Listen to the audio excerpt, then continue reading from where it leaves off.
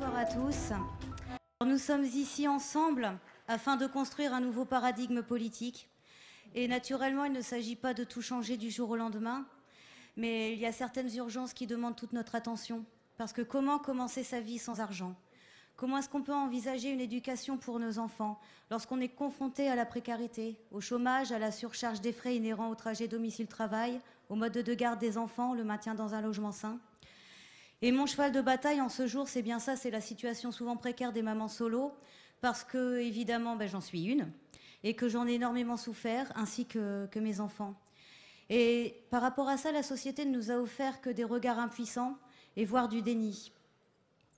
Et oui, on a osé me dire que j'étais trop riche pour oser prétendre à des aides. Et pourtant, j'ai eu de la chance parce que je m'en suis sortie progressivement. Et contrairement à ce que disent certaines personnes qui sont ignorantes de tout ça, c'est pas grâce aux aides que je m'en suis sortie.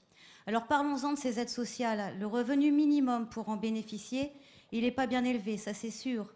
Mais quid de celles qui dépassent un petit peu, mais qui n'en ont pas pour autant les moyens de vivre dans la décence. Et plus prosaïquement, le chômage. Donc c'est comme toujours le nerf de la guerre, mais il n'y a pas que ça.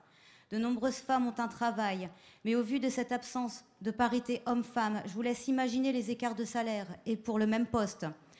Sachant que la plupart d'entre elles ne gagnent que le SMIC, les contrats sont souvent des CDD, des contrats à temps partiel. Et donc, dès qu'il y a un emploi, forcément, il n'y a pas d'aide.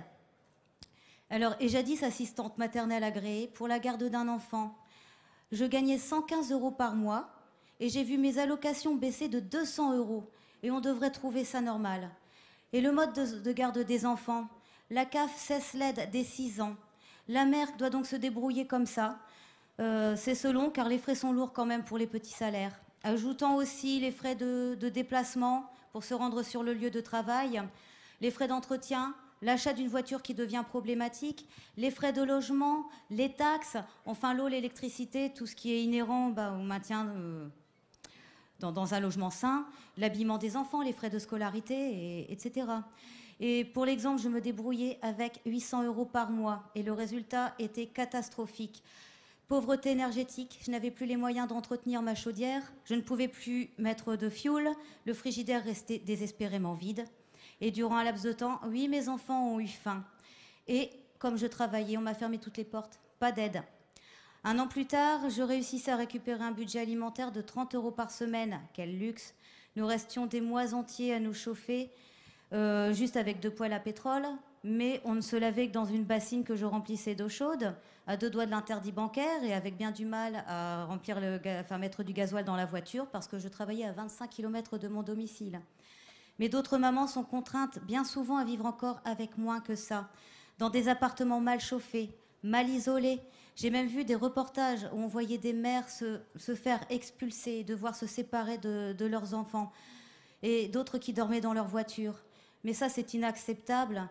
Nous courons un grave danger de spolier ainsi des mères de toute dignité, car il s'agit là de l'éducation de nos enfants. Et combien sont condamnés à traîner les rues, allant de mauvaise fréquentation en mauvaise fréquentation, complètement désœuvrés, désabusés dès leur plus jeune âge, car vivant dans un contexte de pauvreté sociale qu'il est indigne de tolérer de la part de nos gouvernements. Combien de drames chez ces mères en très grande détresse morale, qui parfois mettent leur fin à leur jour, usées au bout du bout et au bout de tout. Et quant à l'argument choc, oui, mais votre ex-époux verse une pension alimentaire, tout va pour le mieux. Non, tout ne va pas pour le mieux, car les pères qui versent leur pension font ce qu'ils peuvent, mais leur compte en banque n'est pas plus rempli pour autant. Et parfois, je me prends à songer que tout va changer, que la société va mettre enfin le nez dedans, et qu'il va y avoir des décisions et qu'on va sérieusement s'occuper de ces problèmes-là. C'est pourquoi je propose d'étudier la question suivante. Que toute femme élevant seule ses enfants soit rémunérée selon un critère croissant, décider d'un plafond, un montant raisonnable pour vivre dans la décence, élever correctement les enfants, que chaque mère, au chômage ou non, ait droit à la somme exacte qui lui manquera pour arriver à ce montant raisonnable, et ainsi faire reculer encore la misère, donner la chance à nos enfants de vivre et non de vivoter, et d'avoir la tête à s'instruire, à s'épanouir, à vivre leur vie d'enfant sans être empoisonnés par le manque d'argent et le désarroi des mamans. Parce que les enfants sont notre avenir. Offrons-leur le nécessaire, nous le leur devons. Quant à leur mère, ne les oublions pas. On ne s'imagine pas ce que cela représente d'être seul face à une société qui vous met au banc parce que vous ne rentrez pas correctement dans les bonnes cases. Merci à tous de votre attention.